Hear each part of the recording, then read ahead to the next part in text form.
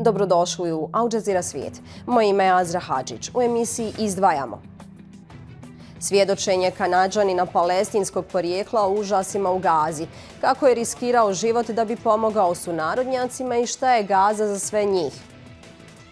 Za Jazeeru govorio je španski premijer, čiji pozivi za prekid vatre u Gazi i zagovaranje priznavanja palestinske države imaju odjek u svijetu.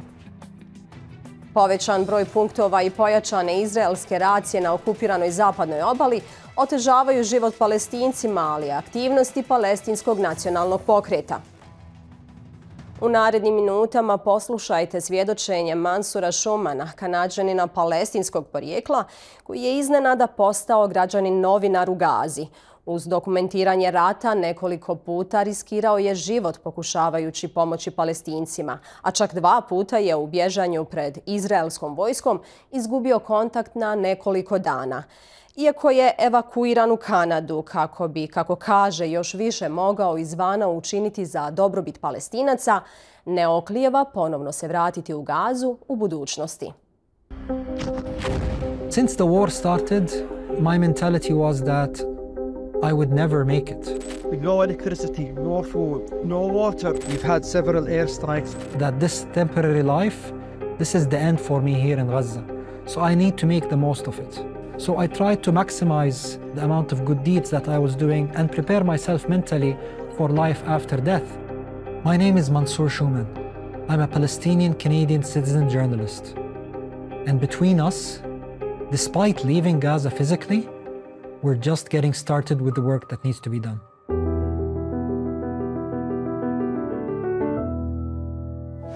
A decision was made by myself and my wife earlier in 2022 that we wanted to live back closer to home, home being Palestine.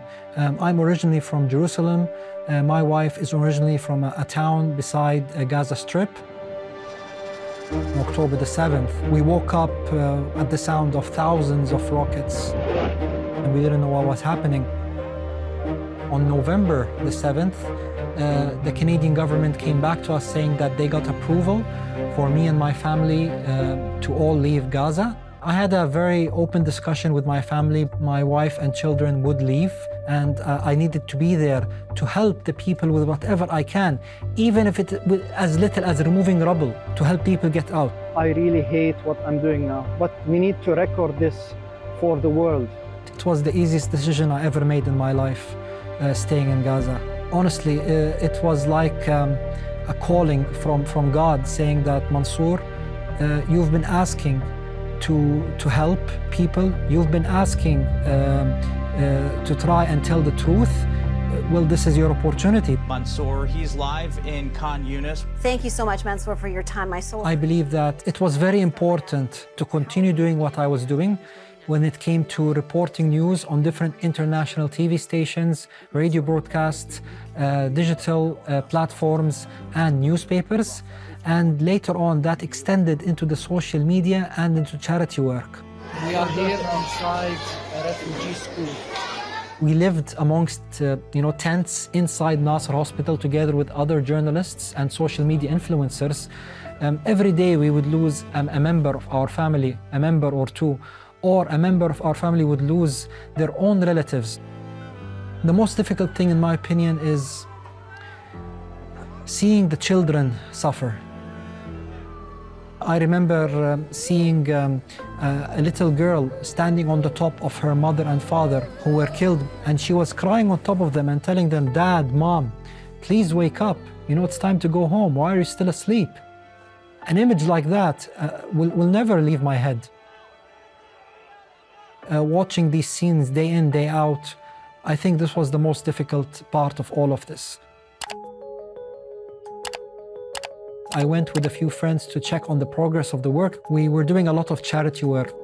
We had built 30 tents and we were going to up to 100.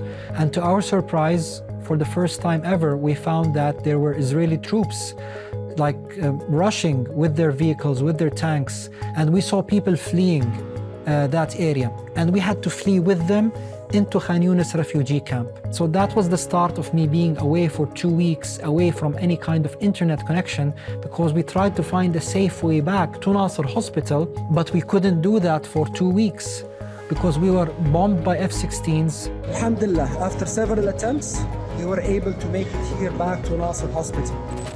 The second time I went missing, they were bulldozing the IDF, the main gates of Nasser Hospital, attacking the schools around us. So I decided with a few friends to make a run for it. And we jumped over the west side of the wall of Nasser Hospital and avoided being shot by a sniper who killed 2 of my friends and injured one of them. We made our way inside of Khan Yunis, and again, another 2 weeks, this time between ruins. After I came back to Nasser, I didn't find any of my personal items. So that included my phone, my laptop, everything. All I had in my pocket was my passport and my wallet. And I felt lost. I felt that, wow, what added value can I now do to the world? I can't continue my charity work because, they've basically just bombarded Khan Yunis to the ground. I couldn't communicate with the outside world. So I contacted the Canadian government, the consulate in Jerusalem, and I told them that, look, I think it's time for me to leave. I felt that it was a mistake to leave Gaza. I felt that I let my people down. But then friends and family members told me that, Mansour, you don't need to be physically there in Gaza. Maybe you can add more value while outside. Until now, I still feel I should have been in Gaza. But the plan is to go back there. This is our land, this is our home. Pozivi španskog premijera Pedra Sancheza na prekid vatre u Gazi i apel Izraelu da poštuje međunarodno pravo imali su odjek širom svijeta. Broj mrtvih u Gazi premašio je 33.000, zbog čega je Španija sve glasnija na međunarodnoj sceni. Traži lakši pristup humanitarnoj pomoći, prekid vatre i zagovara priznavanje palestinske države. Sa španskim premijerom razgovarao je novinar Al Jazeere James Bass. Opširnije u emisiji Recite Al Jazeeri. I have to share with you that sometimes I feel very frustrated because, of course, we've been very vocal since the beginning of this war.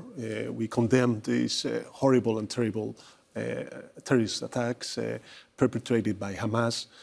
We condemn those attacks, but of course we ask for a permanent ceasefire since 2-3 weeks after these terrorist attacks. And the reason is that you cannot answer these kind of attacks only with weapons or with the logic of war. There's other ways to deal with these terrible situations, and that is why I think it's really important to have the engagement of the whole international community in order to ask for a ceasefire, to allow the humanitarian aid to access into Gaza, and of course the immediate and urgent release of hostages. I think that Netanyahu and his government with this strategy is getting more and more isolated internationally. In the beginning, I think that we all feel that solidarity with citizens and a society that was attacked by a terrorist organization. But afterwards, this unbalanced and horrible situation that appealed all the international community is putting Prime Minister Netanyahu in a very difficult and isolated situation within the international community. I can see, for instance, also in Europe, in the beginning of the war, some countries more aligned with the political position of Israel that nowadays have changed and shift their position dramatically because their own societies are asking for a more tough and clear political positions towards what we are unfortunately witnessing in Gaza. I think it's mandatory for the government of Prime Minister Netanyahu, of course, to have this permanent ceasefire. And I think this will be a very important step in order to give a political horizon to the region, in order to open a peace process that could end to the international recognition, the mutual recognition for the Israelis and for the Palestine people. In my opinion, the Palestine Authority is our partner for the international community, and I think that they have the capacity, and if they don't have the capacity, we need to give them that capacity to get the full responsibility of over Gaza, East Jerusalem, and also the West Bank. And from the Spanish perspective, I think that we are living now a momentum where the international community as a whole, we must recognize the full membership of Palestine in the UN system, and of course bilaterally. From the case of Spain, we are ready to support and recognize the state of Palestine, because this momentum has to be different to the others that we witnessed over the past 7 decades, which is, okay, if we convene this international peace conference, the Palestine must come to the table with a recognition taken by the international community of their own state. And the debates with the international community and with the Israeli government, in my view, should be what would be the borders, what would be, let's say, the government, and so on and so forth. And I can tell you, within the European Union, of course, Spain, we've been very vocal since the beginning, but there are more and more countries that are more and more sympathetic with this idea. Palestinci desetljećima nastoje pružiti otpor na nepravde koje im se čine širom okupirane zapadne obale. Grupe za ljudska prava ukazuju na činjenicu da je taj prostor podijeljen na 165 regija, te da je svaka okružena izraelskim kontrolnim tačkama, prijelazima, zaobilaznim cestama i ilegalnim naseljima, što otežava aktivnosti palestinskog nacionalnog pokreta i dovode ga u opasnost.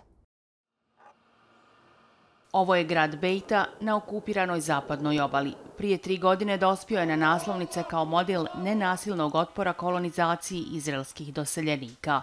Lokalno stanovništvo koristilo je taktiku da zbuni doseljenike koji su se pokušavali popeti na brdo. Njihova upornost ih je otjerala.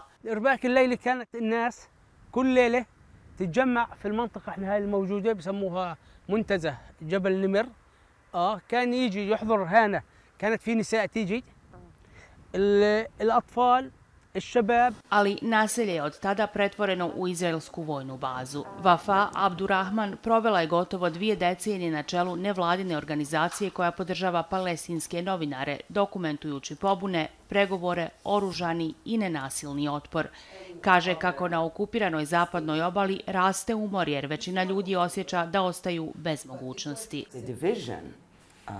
In the West Bank didn't happen again overnight or in October or last year. It has been happening. It was orchestrated. It's a policy of dividing the land and thus dividing the people. It's like the Swiss cheese. To make it worse, the Israelis are surrounding and shutting down each enclave by itself. Sjevernije Izrael smatra Dženin osinjim gnjezdom boraca. Tamošnji model oružanog otpora oživljen 2021. brzo se proširio na Nablus, Tubas i Tulkarem. Jedan lokalni istraživač kaže da borci uglavnom brane svoje izbjegličke kampove. نجح الاحتلال في إيجاد هذا التقسيم على المستوى السياسي على المستوى المناطقي من خلال فرضه لبعض الوقائع الاقتصادية. Dok je otpor oružani ili nenasilni uglavnom prisutan u kampovima, gradovima i selima, grupe za ljudska prava kažu kako su beduini bespomoćni i da su protjerani sa svoje zemlje. Pokušali smo doći do jedne raseljene zajednice, ali nas je u tome spriječila blokada puta. Nekoliko kilometara dalje nailazimo na drugu zajednicu. There are 8 families living in this Bedouin camp. They don't want to speak on camera, but they did tell us they were forced from their land just a few kilometers away from settler violence. They say they are most vulnerable to displacement and they have very few options to defend themselves. Oni koji još imaju opcije kažu da će nastaviti braniti svoju zemlju, ali mali broj njih gaji nadu u kolektivnu borbu dok su fizički razdvojeni.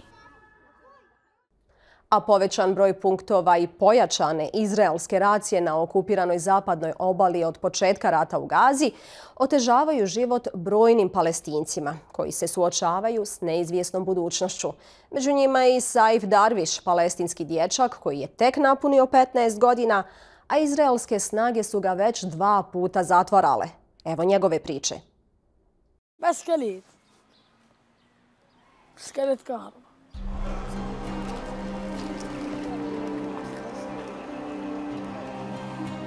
لقيتك جنبي فكرت حلم والله قال لي قوم وين بول يوم قال لي عرفت انه جيش البشني هيد لوراه نزل راسي لتحت وقصعوني هيك خلوني اجري غصبا عني وصلت المعسكر مش اجري مش قادر احركها هاي الرسمه بتحكي كيف الاحتلال بقطع مخيم عايدة وشوف بيكونوا قاعدين بقنصوا على الأطفال على الصغار.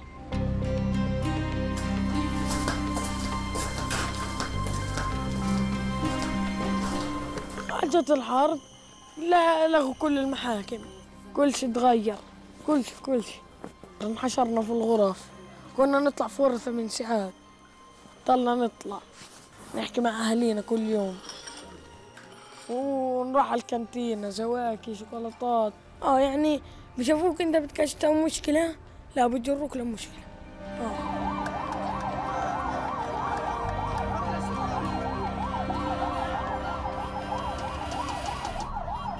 لطفل في السجن أزود إشي أنا يعني تفاجأت وهيدا انضغطت نفسيا وظل نفسيتي تعبانة لما منعوا عنهم الأكل والشرب والتلفزيونات والتواصل للإشي الخارجي يعني كثير بكيت من ضل متضايقة وظل أسأل وين ما أسمع فيه أسير مروح أوديله يعني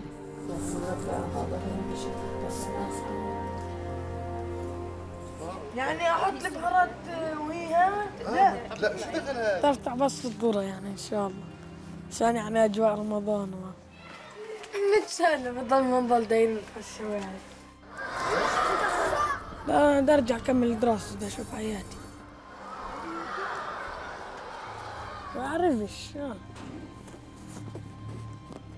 ليش إذا بنضل عايشين يعني. Palestincima, kako smo već kazali, nikada nije bilo teže kretati se na okupiranoj zapadnoj obali. Osim kontrolnih punktova, zabilježen je i povećan broj napada doseljenika, tako da se Palestinci najsigurnijima osjećaju kod kuće. Neke aktivnosti poput planinarenja ili vožnje biciklom sada su za njih gotovo nemoguća misija. Sve jači pritisak Izraela na stanovnike okupirane zapadne obale pravi problem članovima ovog palestinskog biciklističkog kluba.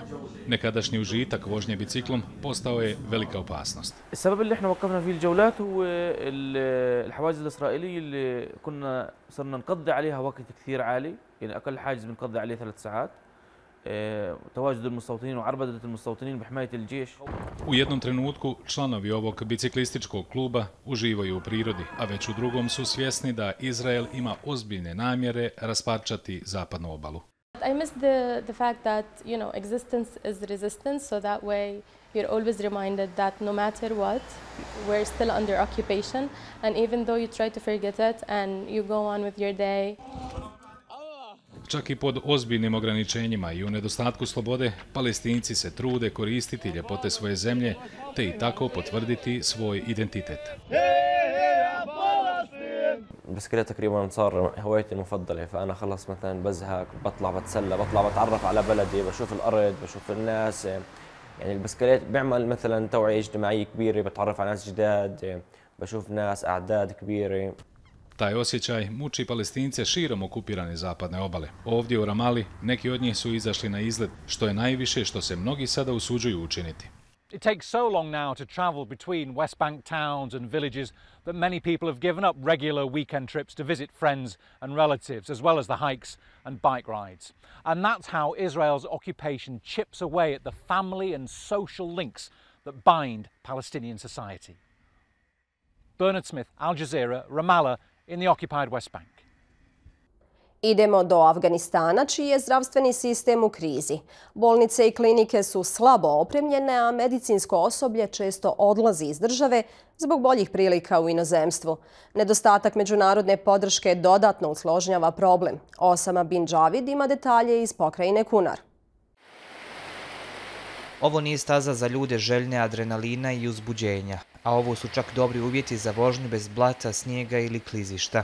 Uska planinska cesta na kojoj se dva automobila ne mogu mimoići jedini je put do bolnice. Većini onih kojima je potrebna ljekarska pomoć nije dostupan luksuz sanitetskog vozila u ruralnom Afganistanu. Od kako su talibani preuzeli vlast 2021. došlo je do naglog pada donatorskih sredstava koja su držala na okupu urušeni javni zdravstveni sistem. Nedostatak međunarodne podrške doveo je do zatvaranja osnovnih zdravstvenih jedinica i brojnih klinika. Sada centralna bolnica kapaciteta 150 kreveta ne samo da obslužuje 500 miliona ljudi iz 14 okruga pokrajine Kunar, nego i pacijente iz pokrajine Nuristan. Rahman Ullah je doputovao čak otamo jer ne može priuštiti odlazak u privatnu bolnicu. Njegov sin ima upalu pluća koja se u normalnim okolnostima lako liječi, ali bez odgovarajuće ljekarske njege može biti fatalna.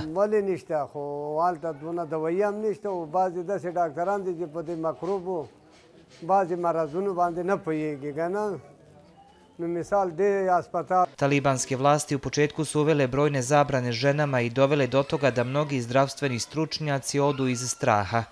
Iako je ženama sada dozvoljen rad u zdravstvenom sektoru, i dalje nedostaje ljekara i medicinskih sestara.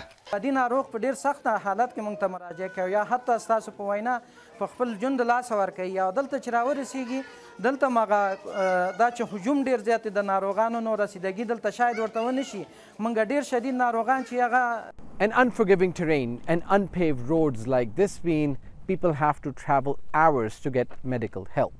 It's not just Kunar province. In other places where occupation forces spent more than $300 million a day every day for 20 years, paints a dire picture. Većina Afganistanaca vjeruje da im je korupcija u prethodnim godinama uskratila osnovne usluge i zdravstvene objekte. Projekti kao što je ova bolnica ostali su ili nedovršeni ili su postojali samo na papiru.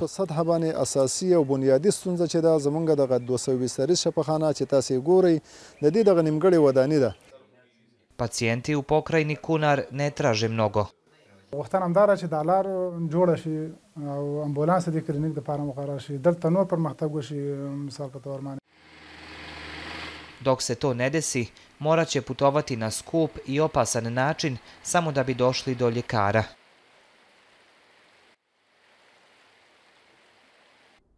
Gotovo 9 mjeseci nakon globalne premijere, hollywoodski blockbuster o idejnom tvorcu atomske bombe počeo se prikazivati u Japanu. Kako izvještava Ferdija Kar, stanovnici Hirošime dočekuju Oppenheimera s pomješanim emocijama. Jedna od najvećih kritika je što reditelj nije prikazao sve užase u Hirošimi i Nagasakiju koje je proizvela atomska bomba. U spomen parku mira u Hirošimi, kupola atomske bombe sačuvana je kao podsjetnik na ono što se dogodilo ovdje i u Nagasakiju 1945. Procenjuje se da su 2 atomske bombe koje su bacile američke zračne snage ubile 200.000 Japanaca. Sada je film koji je hit u kinima u ostatku svijeta o nuklearnom naučniku koji je pomogao razviti ovo oružje prikazan i u Japanu gotovo 9 mjeseci kasnije. Emocije publike u Hirošimi su pomiješane. 今回の映画だったらその発明した側そのアメリカの視点に立って今回映画が進められててで思ったのはやっぱり確かに広島とか長崎とかその落とされた側も被害者ではあるんですけどそういう開発者 Oppenheimer je pobrao lovorike na Oscarima, uključujući i Oscara za najboljeg glavnog glumca, dodijeljenog irskom glumcu Cillianu Murphyju, koji je igrao poznatog fizičara. Inicijalno prikazivanje ovog filma u Japanu odgođeno je nakon negativne reakcije javnosti na reklame za film koje su, kako kažu, relativizirale bombardovanja Hirošime i Nagasakija. クリストファー・ノーラン監督の作品はかなり好きなんですね。なので映画としてはもちろんすごかったですし、アメリカでアカデミー賞を取れたっていうのも納得がいく作品ではあったんですけれども、ちょっとやっぱり原爆を肯定するような表現だったりとか、そういったところはですね、広島にルーツを持つものとしては。Oppenheimer predstavlja osvrt na utjecaj takozvanog oca atomske bombe. U Hirošimi sjećanje na njene žrtve dugo će zasenjivati sve ostalo i onda kada se film prestane prikazivati. Na kraju smo emisije. Sve naše priče možete pronaći na web stranici i YouTube kanalu Al Jazeere Balkans. Doviđenja.